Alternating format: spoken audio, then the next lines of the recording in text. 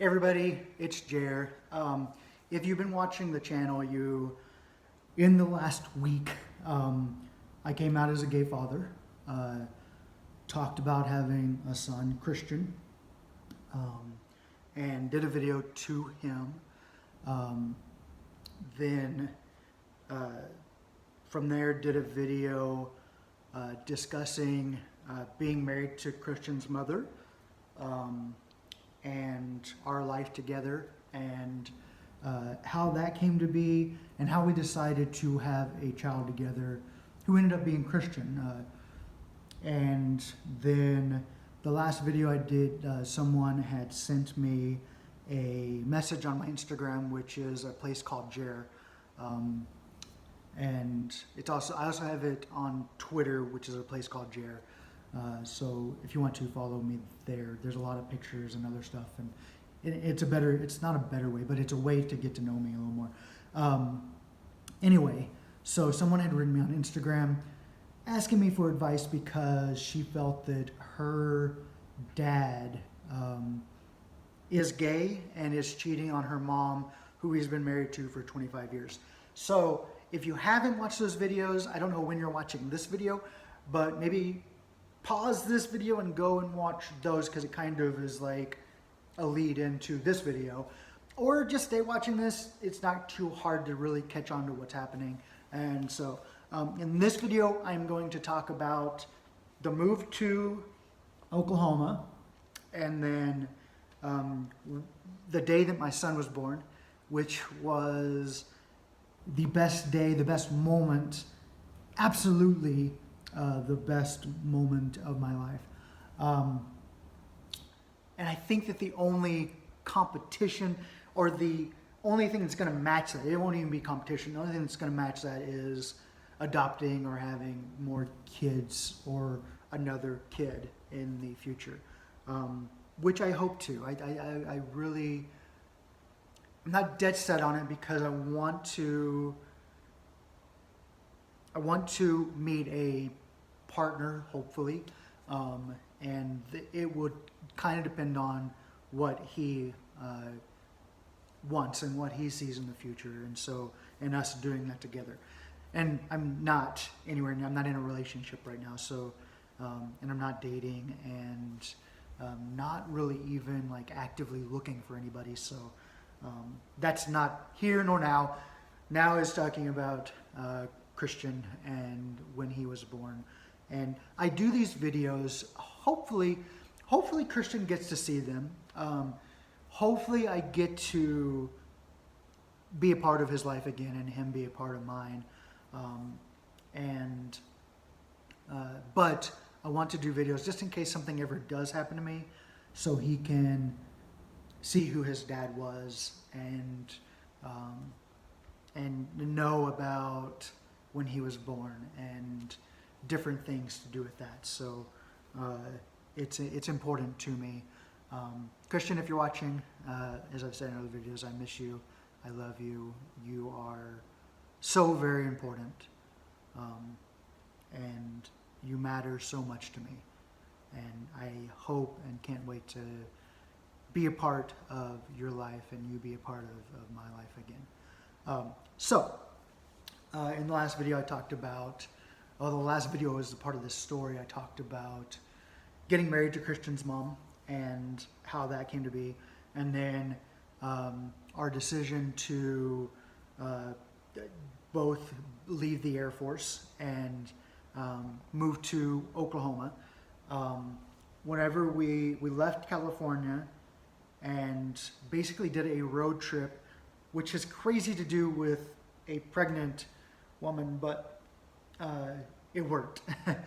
And we set it up to stay with, while I was growing up as a teenager, and even really at 20, I was a youth leader at a church, and I had friends that I considered like family, church family, then. And so they had, I actually even in my teens stayed with a couple and their daughter. Um, uh, he was our youth pastor, like our lead youth pastor, and his wife. So um, they offered for me to come and stay with them, myself and Alicia. Sorry, I had to edit this because I included my wife's name, and I'm trying to avoid doing that. Anyway, we moved from California to Oklahoma, and this was her first time ever living there. My first time back in probably 3 years, and it was crazy because everybody and their dog had advice for raising our son. And not just raising our son, what the wife should be, what my wife should be eating, what she should be doing, like everything. It was endless, and it became very pushy, especially from my mom. And my wife felt very just suffocated. So I had to explain to my mom that she needed to back off. She needed to stop. But it was like she felt she knew best on everything. And I get that she was just really caring and loving, but it became too much. It went to an extreme. And so we kind of moved away from involving my mom a lot with a lot of things, because my wife just felt very, very uncomfortable with it. And I didn't want her to have to deal with that stress and that discomfort while being pregnant. So we kind of moved away from that. And we lived there, and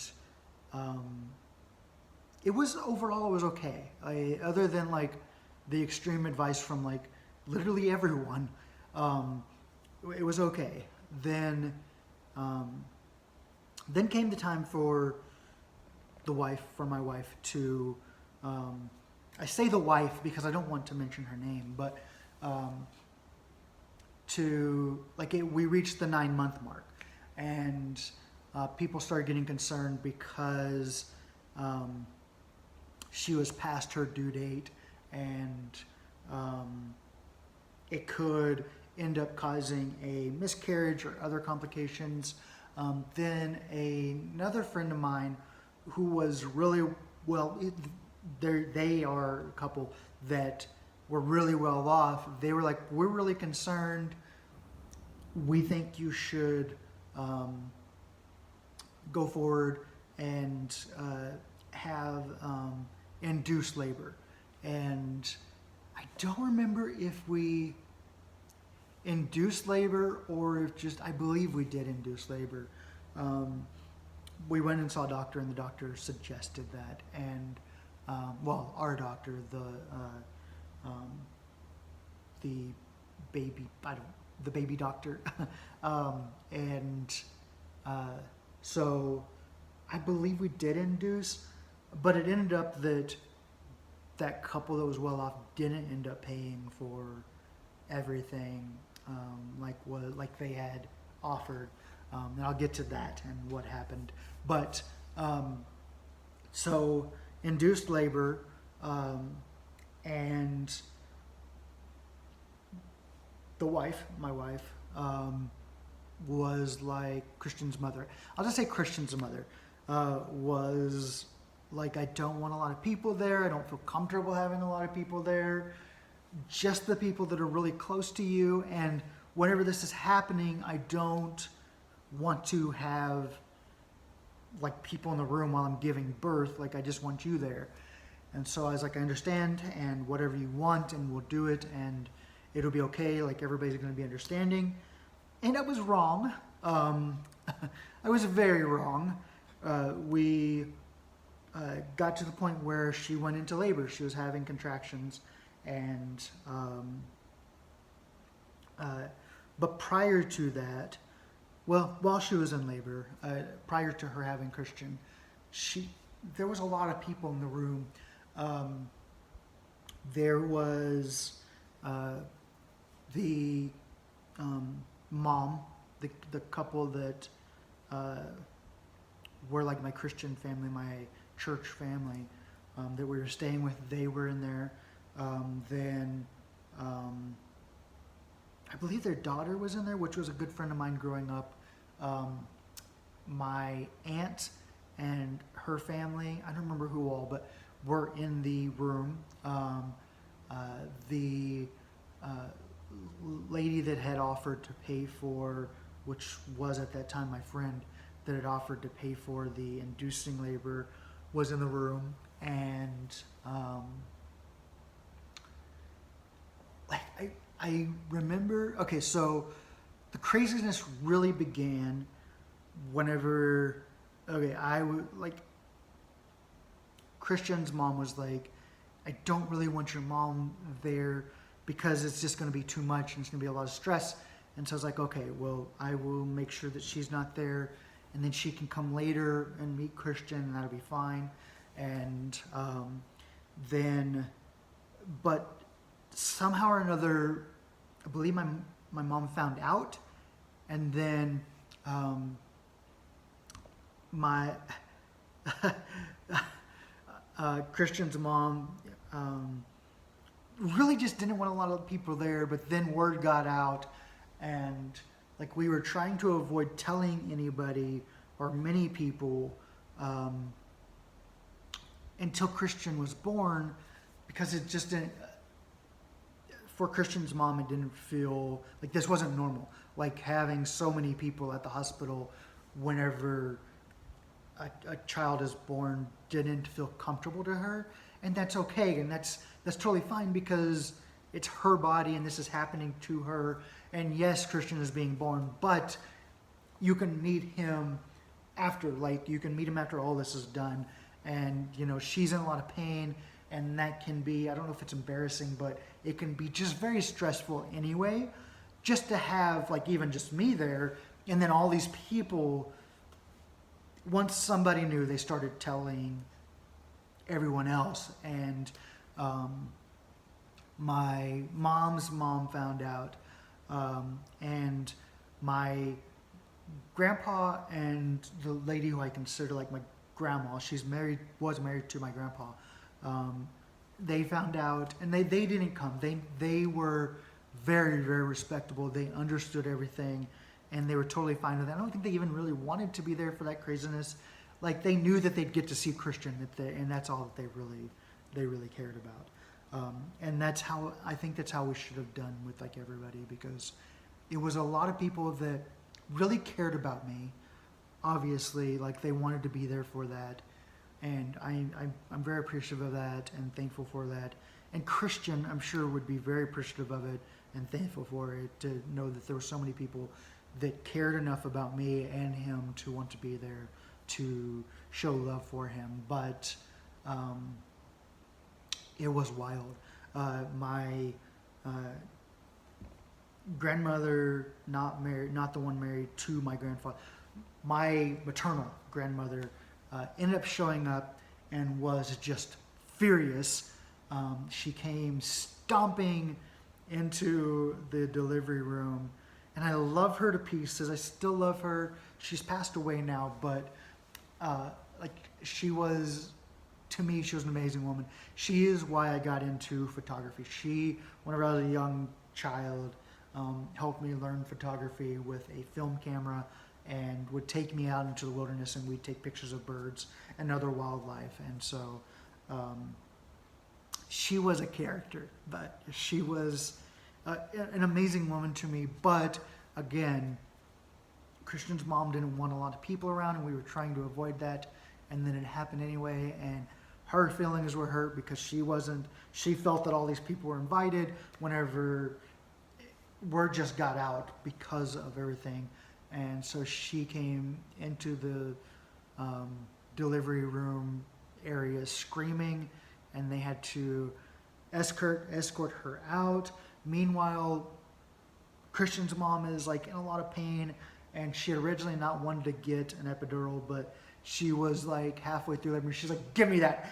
Give me the epidural. I need it. I don't care. I don't care how weak it seems or whatever. Give it to me now. And so we were trying to get that done. I had my grandmother, which is Christian's great-grandmother, out in the delivery area, screaming her head off, like upset. And then finally, Christian's mom was like, get everybody out of here. I don't want any of this going on. I don't need this right now. Get everybody out. And so I was like, okay, yes, we can do that. And so I did it again. It is going to be tremendously hard to not mention her name. But anyway, she asked if we could have everybody leave because it was just too stressful for her. Everything going on was just wild at that point. And so I asked for basically everyone to leave. And then the people we were staying with, who were like kind of my church parents, like they were people that I cared about a lot. The mother was like, can we pray with her? And asked her if they could pray with her. And she said yes. And so they prayed together. And then after the prayer, they left the room. And what ensued after that was just a complete circus. But prior to the circus, we got everybody out of the room. It was just myself, my Christian's mom, and a nurse were in there, and they they got the main doctor to come in, and I don't remember, it seems like it was a little while after that, but they monitored everything and then decided, okay, it's time to push. And so she started doing her pushing exercises, and breathing exercises, and then they got me ready to cut the umbilical cord. And then whenever, like as she is pushing, like I am there at that end, seeing the top of my son's head, the crown, kind of coming out, and I was like, oh my gosh, this is my baby. This is a piece of me. Like it was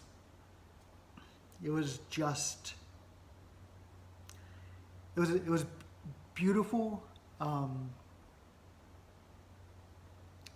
It was also the feeling just kind of comes over where you know that this is the most special moment of a mother's life, and I just cherish it.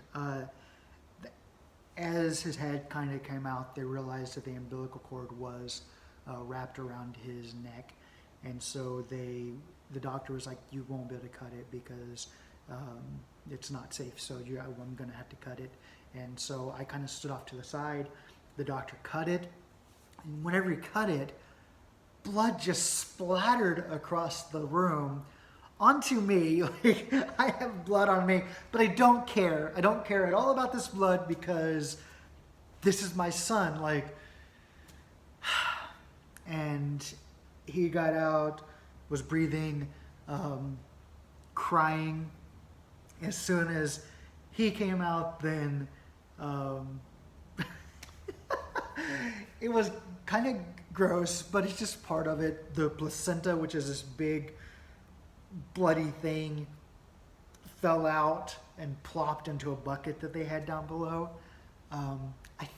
Did they ask if I don't remember. It was just such a weird, like that part of it was weird, but then also still the excitement of my son was actually born, and they cleaned him up, and then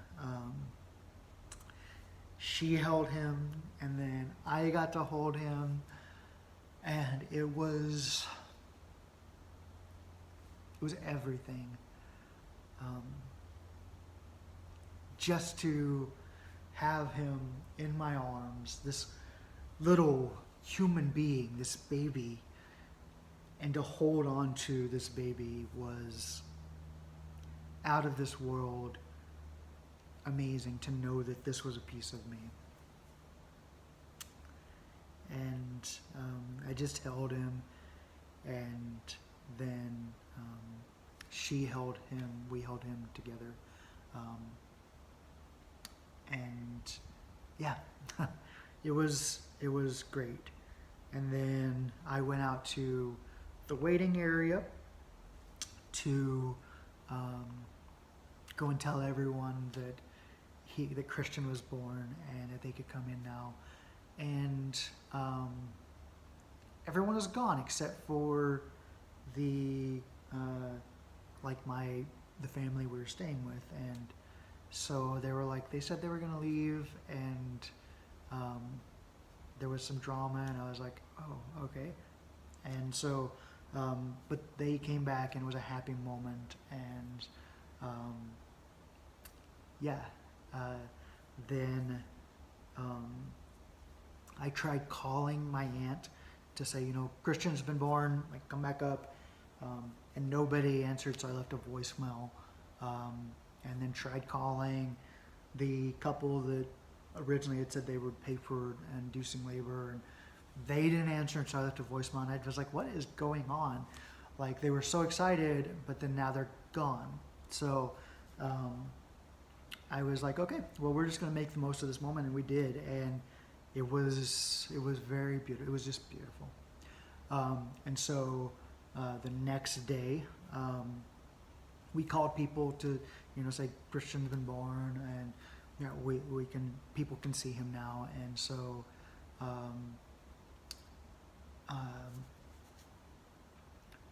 my aunt showed up, and she was just like she saw Christian for like a minute, and then she was just like, yeah, we don't really want anything to do with this, and we don't really agree with how we were treated, and so we don't want to be here for this, and like threw a fit. And I was like, okay. And then the couple showed up, and they didn't even want to come in the room. Like, they were telling me they text me to come out to the parking lot while like we're still like this is the next day, but we're still celebrating the birth of my son. And I got out there, and they were like, we've decided we don't want to pay for this, and you're gonna have to figure out what to do. And I was like, okay, what happened? And they were like, what happened? And I was like, I actually do not know what happened. And it ended up being that they were upset that they felt that I had given permission to the couple we were staying with. I hadn't given permission to them to stay. Like they didn't stay forever longer.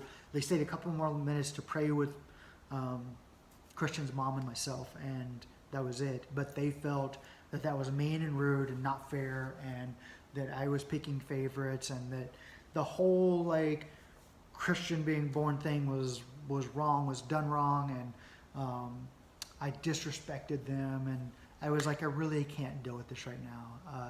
My son was just born, and he's still in there, and I'm not going to deal with all the drama. So you handle it however you need to handle it, but I'm not letting this take away from this beautiful experience. And they got mad and left. And so then the family we were staying with had come back the next day, and they were like, it's okay, they'll get over it, like, this stuff happens, it's fine. And they didn't get over it. Like, what actually ended up happening was my aunt, she has a thing where she uses situations and takes advantage of people. and I don't know that she still has this, but she did then. And she ended up trying to use my friends for financial gain. Well, the people who were my friends for financial gain, and I think maybe did get financial gain out of that. And basically it felt like I was like sold off for that financial gain, and I never had anything to do with her again. And I won't. Like, I just don't. And I don't want any part of the drama, any part of that. So even before I ever came out as gay, like, she was out of the picture, because it was just, it was sad to me that that was done that way on such a beautiful day as my son being born. And it was disrespectful and hurtful, and not just to me, but to him. So I was like, I don't want, at that point, I was like, I don't want negative people to be a part of my life. And I'm not going to go out of my way to include negative people or people that could hurt me or Christian's mom or Christians. So I decided, they don't want to be a part of my life, then they're not going to be, and they haven't been. So anyway, it was like a circus. Sadly, it never worked out that my great-grandmother never, or my grandmother, Christian's great-grandmother, never came to see him. She may have seen him later on. I don't recall.